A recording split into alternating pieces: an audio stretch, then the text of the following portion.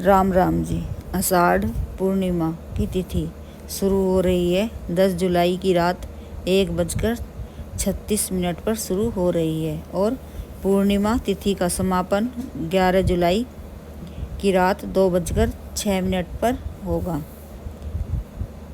उदया तिथि के अनुसार गुरु पूर्णिमा का व्रत 10 जुलाई के दिन ही गुरुवार के दिन ही रखा जाएगा। दान भी 10 जुलाई को ही किया जाएगा। आषाढ़ माह की पूर्णिमा तिथि पर सुबह सवेरे ही उठें। जो भी पवित्र नदी पास है उसमें स्नान करने अवश्य जाएं। पवित्र नदी में स्नान करने से पहले नदी को प्रणाम अवश्य करें, फिर स्नान करें। पवित्र नदी में स्नान करें। साबुन, तेल, शैम्पू का इस्तेमाल पवित्र नदी में स्नान करते समय ना करें। स्नान के बाद वस्त्र ना धोएं, उन्हें भी बांधकर पन्नी में लेकर आएं और घर आकर धोकर सुखाएं। पवित्र नदी के पास ही यह कार्य करने से हमें दोष लगता है। पवित्र नदी के पास यह कार्य करने से हमें स्नान करने का पुण्य भी प्राप्त नहीं होता, स्नान का फल नहीं मिलता और दोष लगता है। हमें पवित्र नदी के पास एक दीपक भी प्रज्वलित करके आना चाहिए और अपनी क्षमता के अनुसार दान भी अवश्य करके आएं।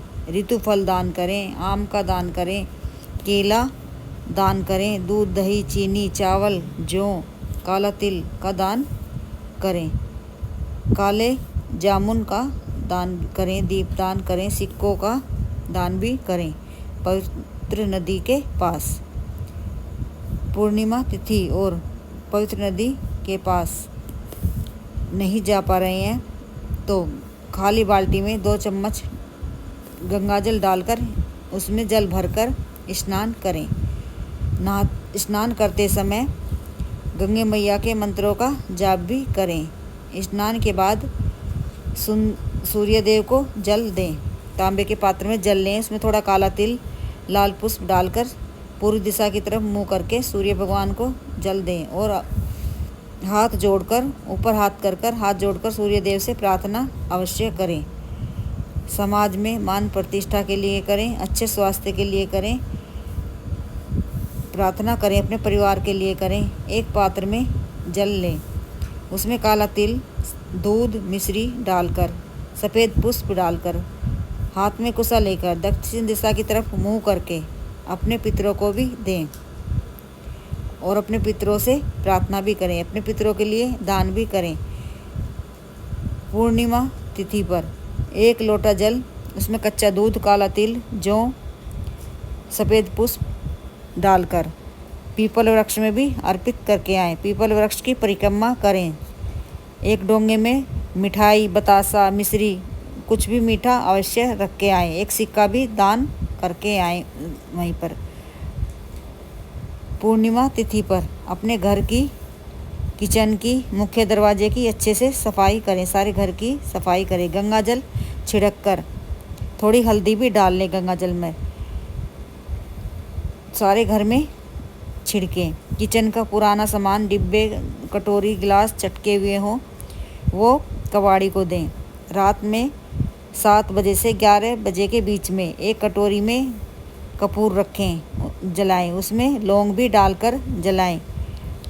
माँ अन्नपूर्णा की कृपा मिलती है, हमारे परिवार पर अन्नपूर्णा माँ की कृपा बनी रहती है, हमारी आर्थिक स्थिति अच्छी होने लगती है। आषाढ़ पूर्णिमा पर मुख्य दरवाजे के बाहर सतिया अवश्य बनाएं। हल्दी का घोल बना लें, उसमें थोड़े चावल भी पीस के डाल लें और उसका सतिया बनाएं। सतिया के पास खड़ी रेखा भी अवश्य बनाएं। मुख्य दरवाजे के पास बाहर रंगोली बनाएं और शाम में प्रदोष काल में दरवाजे के बाहर दोनों तरफ दीपक भी प्रज्वलित करें। दीपक के नीचे चावल भी अवश्य रखें और सुबह वो चावल किसी वृक्ष के नीचे चींटियों के लिए डाल के आएँ।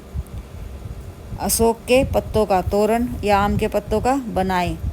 पत्ते कटे फटे ना हो, उन पर हल्दी का या चंदन का टीका भी लगाएं और बांधें। पत्ते 21-11 होने चाहिए। लक्ष्मी माँ की कृपा बनी रहती है। हाथ में अक्षत लें, 1 लोटा जल लें और आसन बिछाकर बैठकर माँ लक्ष्मी और विष्णु भगवान के सामने बैठकर कथा भी पढ़ें। ब्राह्मण से करवाएं या खुद पढ़ें। माँ लक्ष्मी की और विष्णु भगवान की विधिवत पूजा करें। विष्णु भगवान को चंदन का तिलक करें, वस्त्र अर्पित करें। माँ लक्ष्मी को रोली का तिलक लगाएं, लाल चुन्नी पहनाएं, श्रृंगार की सामग्री अर्पित करें। एक दीपक भी प्रज्वलित करें। ऋतु फल का भोग लगाएं, खीर पूरी बनाएं, मिठाई का भी भोग हम लगाएं। खीर पूरी का भोग लगाएं, उसमें केसर डालें। हरी इलायची पान के पत्ते पर और थोड़ा शहद लक्ष्मी माँ को भोग अवश्य लगाएं। विष्णु भगवान को खीर का भोग लगाएं, इसमें तुलसी पत्ता अवश्य होना चाहिए। पूर्णिमा तिथि पर तुलसी महारानी के पत्ते ना तोड़ें, एक दिन पहले ही तोड़कर रख लें। आसन पर बैठकर पीले कलर के पे विष्णु कनक द्वारा स्तोत्र का पाठ करें या विष्णु सहस्त्र नाम का पाठ करें। दोनों में से एक अवश्य करें। हमारे परिवार पर लक्ष्मी माँ की कृपा बनी रहती है, तरक्की होने लगती है, सफलता मिलती है घर के मुखिया को, स्थिति अच्छी होनी शुरू हो जाती है। आषाढ़ पूर्णिमा पर अपने गुरु के पास अवश्य जाएं। अगर पास है और हम जाने में सक्षम हैं तो हमें गुरु के पास अवश्य जाना चाहिए और गुरु को उपहार भी देकर आना चाहिए।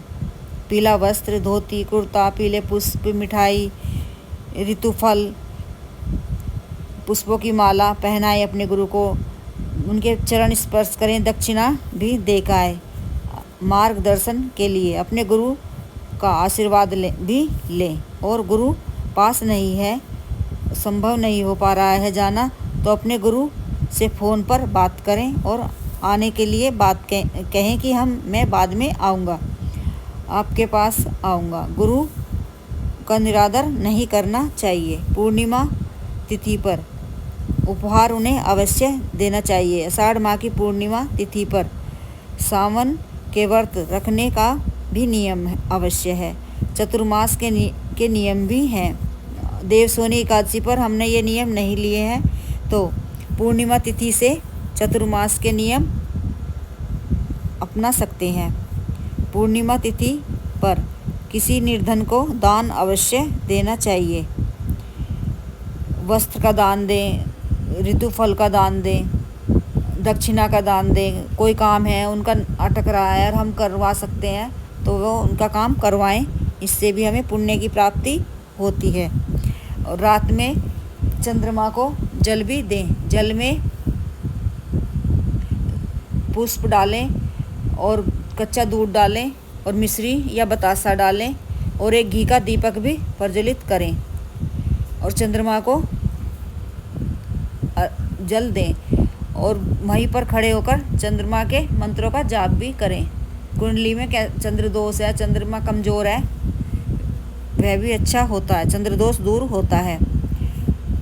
और 7 परिक्रमा करें और प्रार्थना करें वहीं पर खड़े होकर। अच्छे स्वास्थ्य के लिए करें, रोजगार के लिए करें।